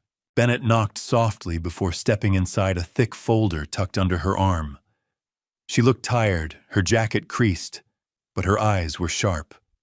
Mr. Hargrove, Grace, she said, nodding to each of us. I wanted to walk you through the full forensic timeline before I file my final report. You deserve to understand exactly what your son planned and how close it came to succeeding. I swallowed hard and nodded. Grace reached over and squeezed my hand. Bennett sat down, opened the folder, and began. Let's start with July, she said, pulling out a printed map of the farm. Your son visited on the 23rd. According to your account, he spent time in the barn, supposedly checking for repairs. I nodded. He said the boards were loose. They were, Bennett said, but not by accident. We found crowbar marks on the support beam beneath the third board in the loft, 1 inch wide, consistent with a standard pry bar. The nails were lifted approximately 3/4 of an inch, reducing the board's load capacity from roughly 180 pounds to about 40. Grace's breath caught. 40 pounds! Yes. Bennett's voice was calm, clinical. You weigh 180 pounds, Mr. Hargrove. If you'd stepped on that board, it would have collapsed immediately. The fall is 12 feet onto concrete. For a man your age, the survival rate for that kind of impact is less than 30%. I felt the room tilt slightly. I'd walked past that board a dozen times. I'd stood on it checking the rafters the day before Brandon reset the trap. Bennett continued. We believe he tested the trap during his July visit, then waited to see if you'd fall on your own. When you didn't, he moved to Plan B. She pulled out another document, a pharmacy log. On July 24th, the day after he left your farm, a man identifying himself as Tom Hargrove's son entered the Mediquick pharmacy on Wenatchee Avenue. He told the clerk his father needed an early refill because he was traveling. The clerk, following protocol, asked for identification. He showed a driver's license with your name and his photo. A fake ID, huh? Grace set her voice tight. Correct. The man received a bottle of lisinopril, 20 milligrams, or what appeared to be lisinopril. Our lab analysis shows the pills contained 40 milliequivalents of potassium chloride and 25 milligrams of hydrochlorothiazide, a diuretic. No lisinopril at all. I stared at the report, the chemical formulas blurring together. That combination, Bennett explained, causes severe hyperkalemia, dangerously high potassium levels in the blood. Within 7 to 10 days, it triggers arrhythmia, chest pain, confusion, and ultimately cardiac arrest. To a medical examiner, it would look like natural heart failure, especially in a 64-year-old man with a pre-existing prescription for heart medication. Grace's hand tightened around mine. He was going to poison him slowly. Yes. Bennett's tone didn't waver. And if the pills didn't work fast enough, he had the barn trap as a backup. She flipped to another page, text transcripts, highlighted in yellow. On November 10th, Diane Crane sent your son detailed instructions. He needs to trust you.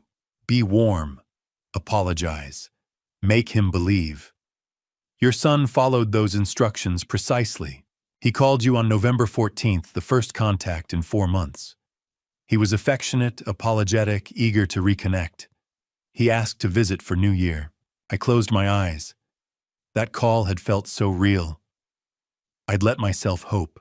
Bennett's voice softened just a fraction.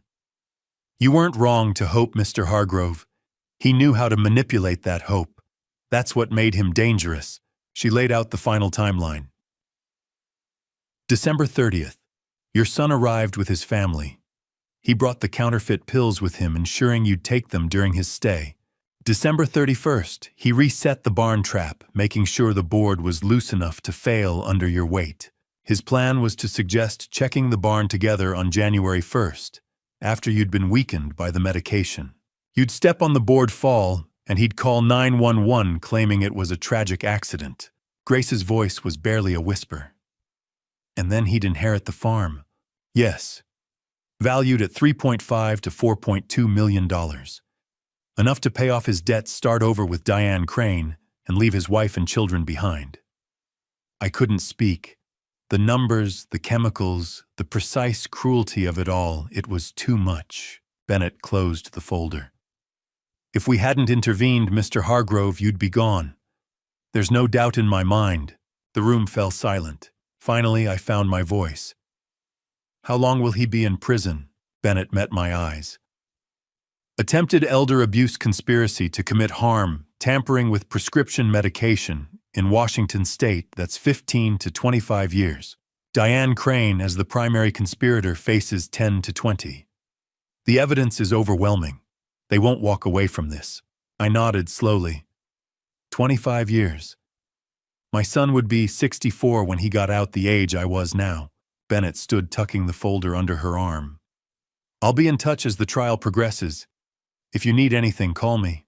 Thank you, I said, my voice rough. She nodded and left, her footsteps fading down the gravel drive. Grace and I sat in silence for a long time. Finally, she turned to me, her eyes red-rimmed. Dad, do you regret calling me? Do you wish you'd just let it go? I looked at her, this strong, fierce daughter who had dropped everything to protect me, who had held Vanessa while she wept, who had shielded her niece and nephew from a truth too terrible for children to bear. I never, I said. You saved my life, Grace. Her lip trembled. Mom would be proud of you for fighting back. I thought of Caroline, her laugh, her strength, the way she'd always believed people could change. She'd believed in Brandon, too. Maybe she still would have. But she would have wanted me to live. She'd be proud of you, too, I said quietly. Grace leaned her head against my shoulder, and we sat there together, watching the last light fade from the winter sky. The house was still empty, but it was ours. The morning after Detective Bennett left, Vanessa began packing.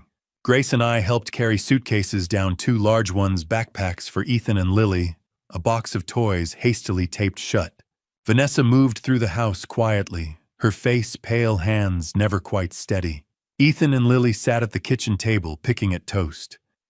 They were too young to understand what had happened, but they knew something was wrong. Vanessa set the last suitcase by the door. "We're going to Portland. My sister lives there. She has a spare room and the schools are good." I nodded. "That sounds like a good plan. I'm filing for divorce next week and petitioning for full custody. My lawyer says it won't be difficult given the circumstances." "No," I agreed quietly. "It won't be." Grace came down with the last bags. "Car's almost loaded." Ethan walked over slowly, hands in his pockets. Lily followed, clutching a stuffed rabbit. "Grandpa, are we going to see you again?" Ethan asked, his voice small. My throat tightened. "Of course you are. Anytime you want. This is your home, too. This land." I gestured toward the rows of bare apple trees. "This is your heritage. It'll be here when you're ready." Lily's lip trembled. "Is Daddy coming home soon?" Vanessa knelt beside me, placing a hand on Lily's shoulder. "Daddy's going to be away for a long time, sweetheart. He made some very bad choices, and he has to face the consequences. But Grandpa loves you, and Aunt Grace loves you, and I love you. That won't ever change." Lily threw her arms around my neck. "I love you, Grandpa," she whispered. "I love you too, sweetheart." Ethan's eyes were bright and hard. He looked older than 9. "Mom says Daddy tried to hurt you." I met his gaze, steady and honest. "He did. Why? Sometimes people make terrible choices when they're scared or desperate. Your dad was both. But that doesn't excuse what he did." Ethan stepped forward and hugged me, brief and fierce. Vanessa's voice was quiet, but firm. "I'll bring them back to visit when they're ready. I won't let what Brandon did destroy their relationship with you. You're their grandfather. That matters." "Thank you," I said. Grace helped load the car. I stood on the porch with Vanessa watching the children climb into the back seat. "Tom, thank you for not blaming me," Vanessa said. "You didn't do this. He did." She nodded, tears slipping down her cheeks. Then she got into the car and pulled slowly down the gravel driveway. Grace and I stood side by side watching the car disappear. "I lost my son," I said quietly. "But I hope I didn't lose my grandchildren." Grace slipped her hand into mine. "You didn't lose them, Dad. They'll come back." The house felt emptier than ever, but it was still ours. 3 months later, spring came to Wenatchee Valley. The apple trees bloomed in waves, first the early galas, then the Honeycrisps, then the Granny Smiths. 10,000 white petals unfurled beneath the Cascade Range, filling the air with sweetness. I walked the rows every morning, checking for frost damage, inspecting the grafts Grace and I had made in February. My knees ached, but I didn't mind. The work felt like living. In March, Brandon had accepted a plea deal. 18 years in state prison for attempted elder abuse conspiracy to commit harm and tampering with prescription medication. Diane Crane received 15 years. "It's over, Mr. Hargrove," Detective Bennett had said. "You're safe." I'd thanked her, but over wasn't quite the right word. The legal battle was done, but the wound was still fresh. Vanessa had finalized her divorce in February, with full custody of Ethan and Lily. True to her word, she brought them to visit once a month. Brief, careful visits where the children ran through the orchard and asked questions about apples and seasons. They didn't ask about their father. I didn't bring him up. Grace came every weekend. Together, we'd replanted damaged sections, repaired the barn, and installed a new security system cameras at every entrance, motion sensors along the driveway, a panic button beside my bed. I'd also rewritten my will. 60% of the farm would go to Grace with the condition that she maintain the orchard for at least 10 years. The remaining 40% would be held in trust for Ethan and Lily to be released when each turned 25. I joined a support group for elder abuse survivors, too. Once a week, we gathered and shared our stories. We didn't offer easy solutions, but we listened, and sometimes that was enough. One afternoon in mid-April, I stood in the center of the orchard, surrounded by white blooms. The sun was warm on my shoulders. A light breeze carried the scent of apple blossoms and fresh earth.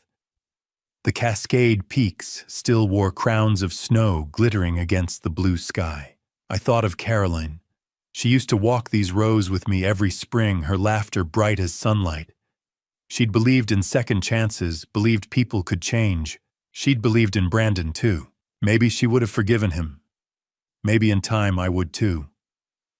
But forgiveness didn't mean forgetting. It didn't mean letting him off the hook. You were right, I said aloud. I trusted him too long, but in the end I trusted myself. I knelt and planted a new sapling, a young Honeycrisp, Caroline's favorite. Its roots were small and fragile, but they'd grow. In 10 years, it would bear fruit. In 20, it would stand tall and strong. It would outlive me. It would outlive Brandon's mistakes.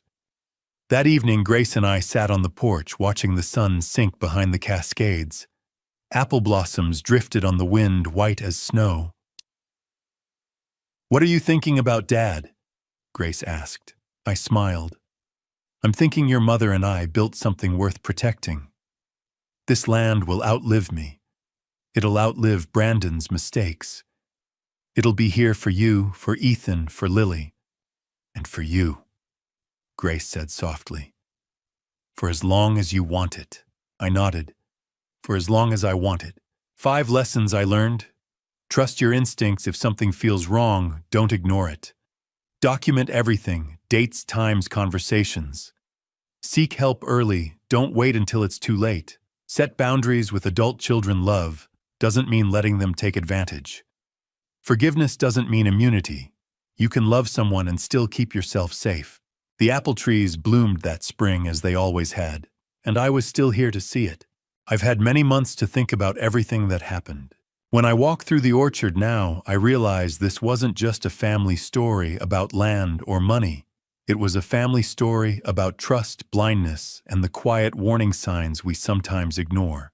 And if there's one thing I wish someone had told me sooner, it's this: don't wait until the danger becomes undeniable before you protect yourself. For years, I believed loyalty meant endless patience. I told myself that love meant giving chance after chance. But the truth is, love without boundaries can become a trap. My experience may sound like a dramatic dad revenge tale to some people, and maybe in a way it is. But the real lesson isn't revenge. The real lesson is responsibility to protect your life, your dignity, and the people who truly care about you. If you take anything from this family story, let it be this: listen to your instincts. Write things down. Ask questions when something feels wrong. Don't let guilt silence you. A dad revenge narrative may make for gripping storytelling, but real life is about survival and wisdom. I thank God every day that I had the courage and the right people to help me see the truth before it was too late. Today, the orchard still blooms, and I'm still here. And if my experience becomes a family story someone else learns from, then maybe some good came from the pain. Some might call it dad revenge, but to me it was simply choosing life, choosing truth, and refusing to disappear quietly. Thank you for staying with me until the end of this journey. Please share your thoughts in the comments. What would you do if you were in the same difficult situation as a father betrayed by his own son? I'd truly value hearing your perspective. If this story moved you in any way, consider subscribing so you won't miss future videos. A gentle note: while inspired by real patterns of family conflict, and elder exploitation, parts of this story, have been dramatized for storytelling purposes. If this type of content isn't your preference, feel free to explore other videos that may suit you better.